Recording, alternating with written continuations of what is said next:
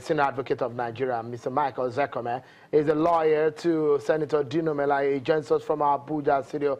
Senior Advocate, many thanks for coming on the program, and thank you for your time this evening.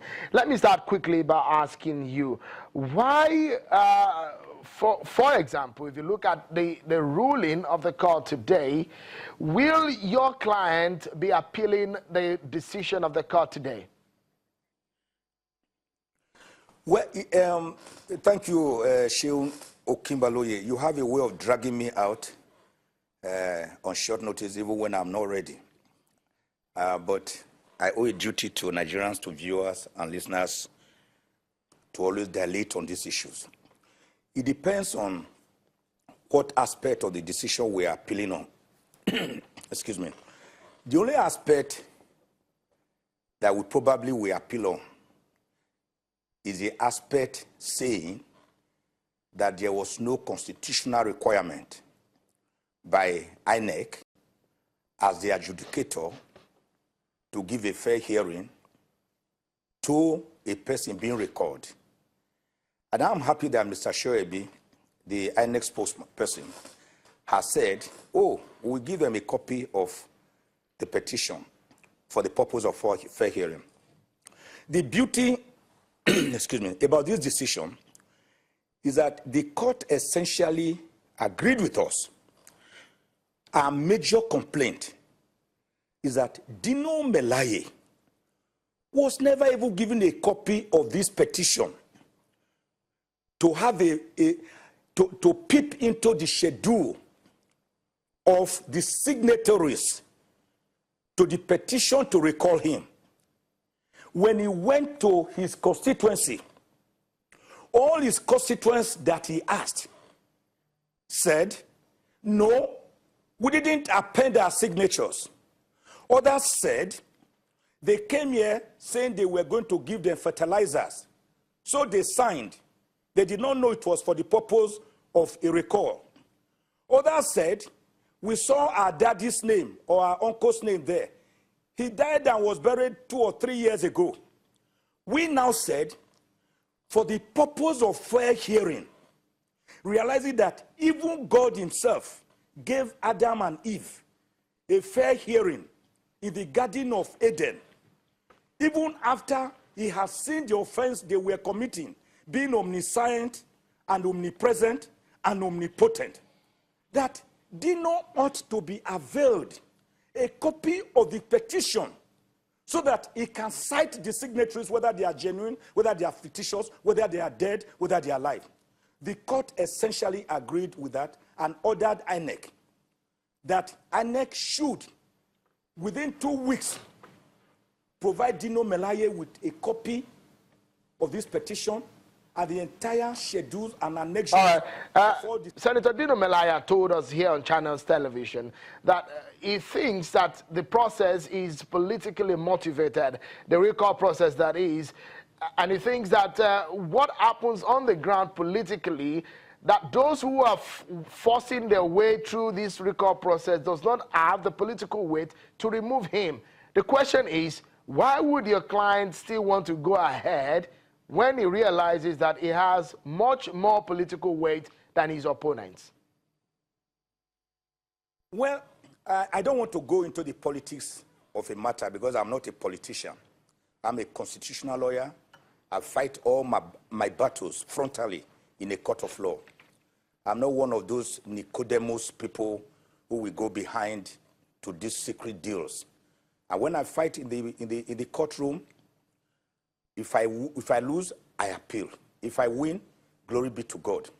On this matter, the only little area that we are worried about had been cleared by the judge. And that was that, contrary to what the counsel for the constituent just said, but in agreement with what Mr. Prince Shoebi said earlier, the court has said in the spirit of fairness, in the interest of justice, Dino Melaye must be given a copy of the petition and all the attached annexures, accompanying annexures, including the signatories, so as to enable him prepare for the recall, and that until this is done, the recall process itself will not begin. That is why the judge also made an order that a fresh recall timetable with 90 days has to commence afresh.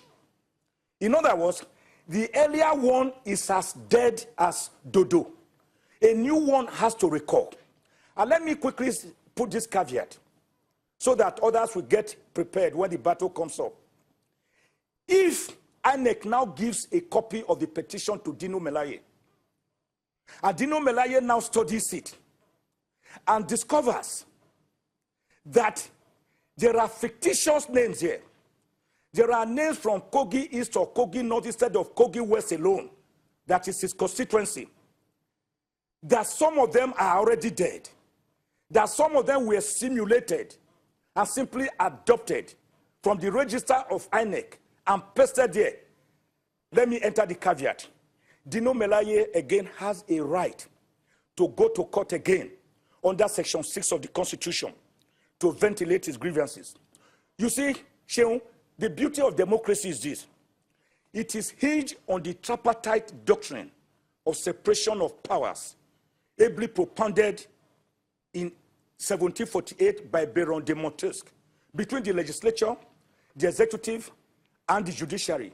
Let me therefore make clear again another point which some people do not seem to know.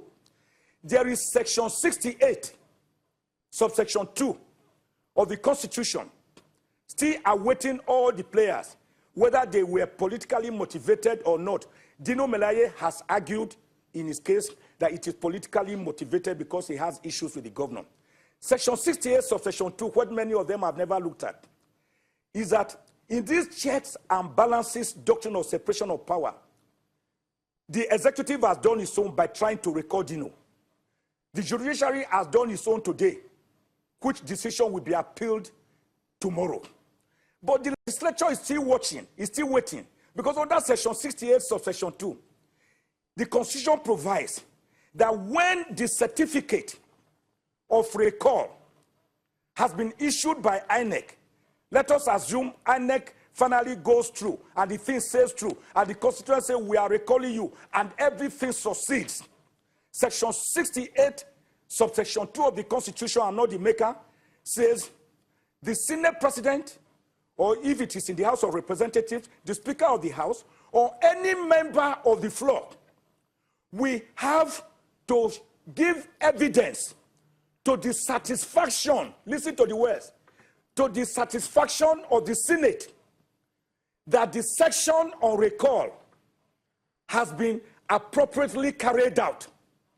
Thus, what the session has done is to carry the powers again. Senior Advocate, from the let's allow the INEC National Commissioner to weigh in for a moment. It looks so much that what the Senior Advocate has said is quite different from your position, because he is saying that the timetable will have to start afresh. But you have said that the court has asked you to continue where you stopped.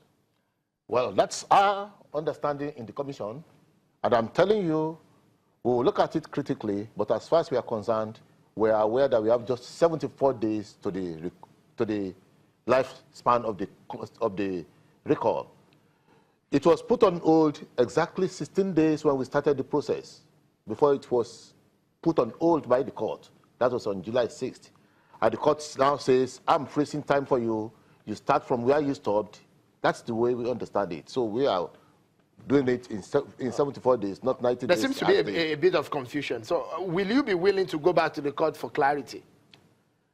I want to assure you that we will not do something against the law, number one, but I want to believe personally that what the court said today is not that we should start the process afresh. We should start from where it stopped on July 6th, and then the frozen time was just 16 days, not everything just like Mike is trying to let us believe here. All right, Prince Oriabi, have you seen the allegations from Senator Dino Melaye against the commission?